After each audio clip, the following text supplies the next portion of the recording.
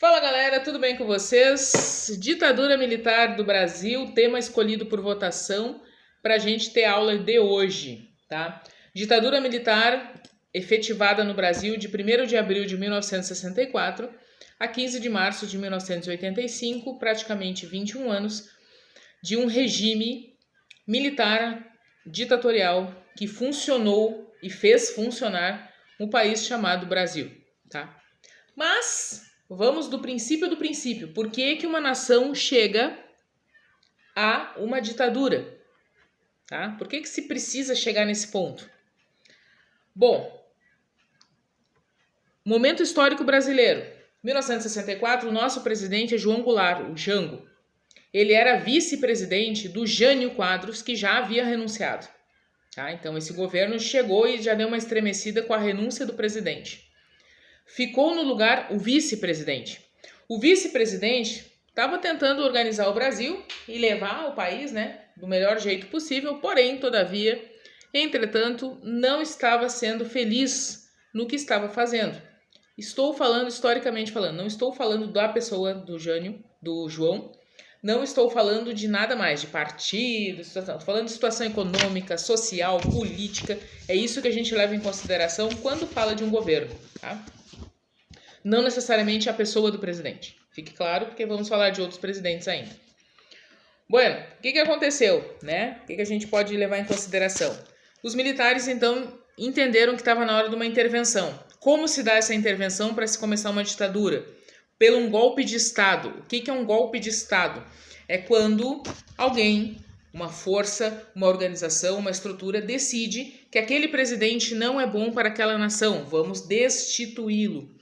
João Goulart foi destituído no Rio de Janeiro, então capital, não era mais a capital, mas estava no Rio de Janeiro, a capital trocou em 60.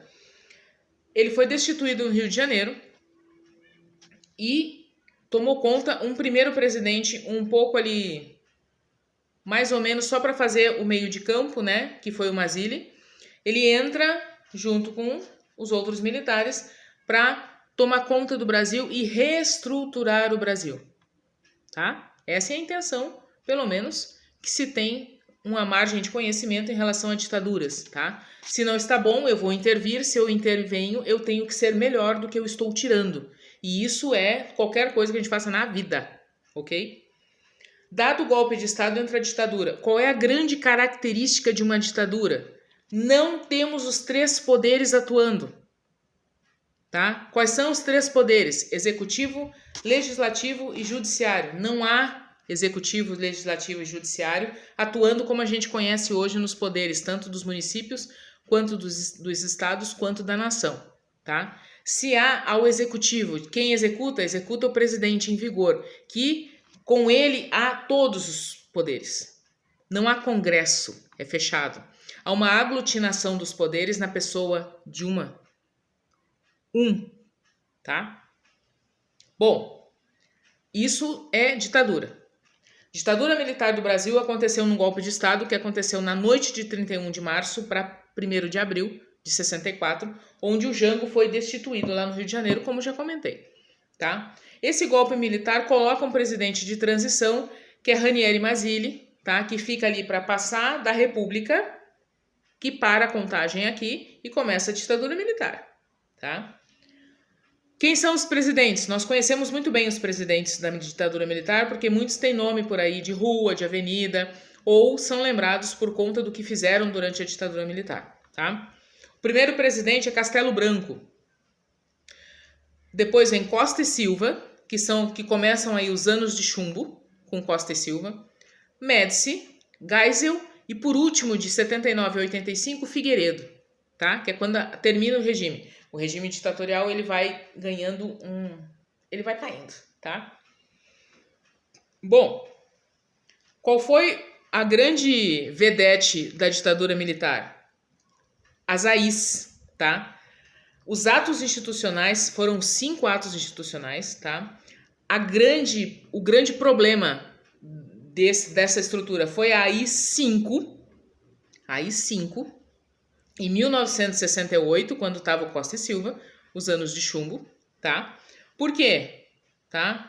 Porque a AI-5, ela simplesmente destruiu com tudo. Ela cassou o mandato de político, ela suspendeu o habeas corpus para a liberação de qualquer pessoa, ela abriu a censura para qualquer tipo de meio de comunicação. E aí, quando eu falo qualquer tipo de meio de comunicação, é teatro, cinema, dança, música, né, cantar. Não podia se manifestar de nenhuma maneira em relação ao governo, tá?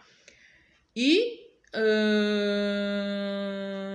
aposentar professores universitários que possam, dentro das suas aulas, gerar algum conflito em relação ao governo. E aqui eu destaco os professores de história, tá? Porque quem é que fala sobre isso? História, sociologia, filosofia. Quem é que fala de uma forma direta, porque faz parte da disciplina, tá? História, sociologia, filosofia. Os outros falam porque faz parte da história do Brasil. Se alguém vai citar a história do Brasil por algum motivo, vai falar nesse período.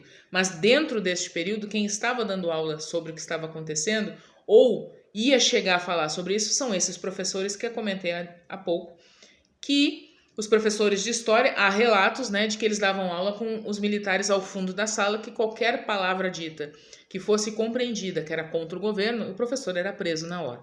Então eles davam um jeito de aposentar alguns professores universitários, tá?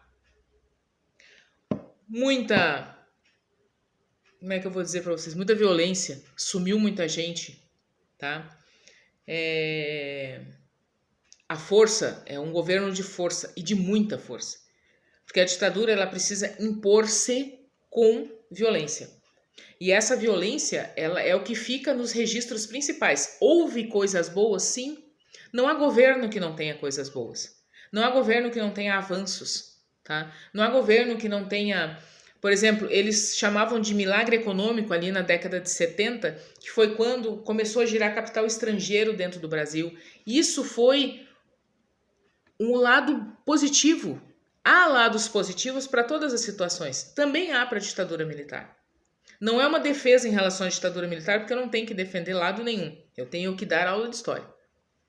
A ditadura militar, ela se apresenta como uma grande vilã dentro da história do Brasil. De muitos pontos, ela o é. Porque muita gente sumiu, muita gente foi presa, muita gente foi morta, muita gente apanhou, porque havia uns protestos e os protestos eram banidos das maneiras mais difíceis. E a gente continua vendo isso hoje, não estamos em ditadura, estamos em democracia, tá? Qual era o marco da coisa? Por que uma ditadura, né? Primeiro que ela era nacionalista, então nós temos que defender o que é nosso. Tá? Primeiro ponto. Depois ela queria desenvolver o país do seu jeito, e o seu jeito era violento. Se tu não eras a favor do governo, vai embora. Vai ser extraditado, tu vai ser preso em algum lugar, tu vai ser morto, tu vai ser silenciado pela censura. Alguma maneira tu vai ser. Então, assim, não é assim, não há diálogo, tá?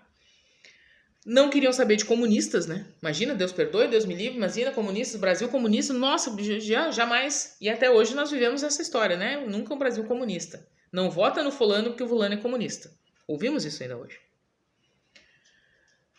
Censura, exílios, tá? Essa bomba que ficou por 21 anos, muita gente tem recordações boas, muita gente tem recordações ruins, dependendo de como foi o seu momento, certo? 1980 começa uma decadência, quando Figueiredo assume, começa uma decadência, porque o milagre econômico não dá tão certo como deveria. Tá? A pobreza começa a aumentar, uma hiperinflação estrondosa que não tinha como fazer compras e fazer as coisas, tá? E havia uma grande concentração de renda para alguns e uma pobreza para outros. Ora, na ditadura, na democracia e aonde quer que a gente olhe, certo? Bueno, ditadura militar ela tem muito o que ser discutido. Não é uma aula de 10 minutos que vai discutir tudo isso. Isso dá semanas de aula numa sala de aula. Aqui é só um prenúncio. Dá para desenvolver, dá para fazer vídeos falando de cada presidente e da forma que eles governaram o Brasil, tá? Qual é o grande problema hoje em relação a isso? Mas hoje mesmo não tem mais o grande problema, né? Mas nós vivemos um negacionismo histórico no último governo.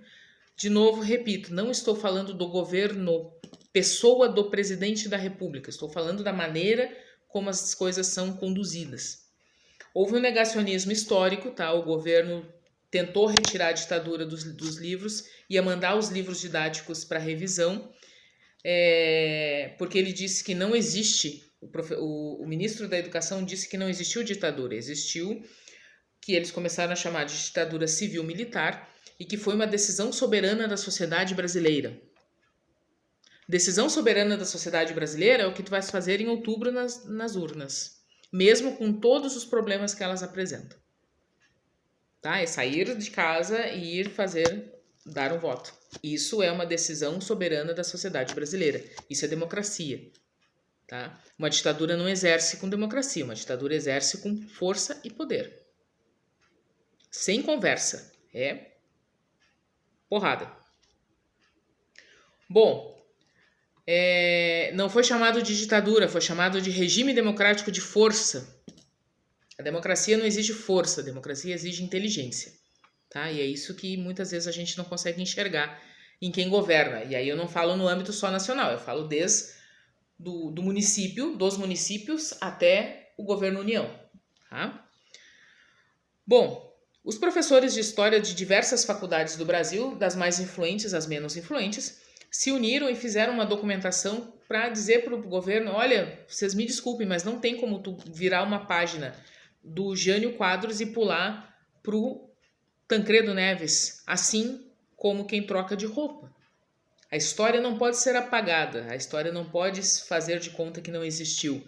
A história, ela tem que ser contada como ela é. Por isso, no ano passado, acho que foi, a URGS fez, né, a Universidade do Rio Grande do Sul, o tema da redação é que história tu queres que seja contada ou que história precisamos que seja contada. É um contraponto à história discutida, porque a história, por mais que ela não seja tão agradável aos ouvidos em algumas situações, ela não entra em discussão, ela é.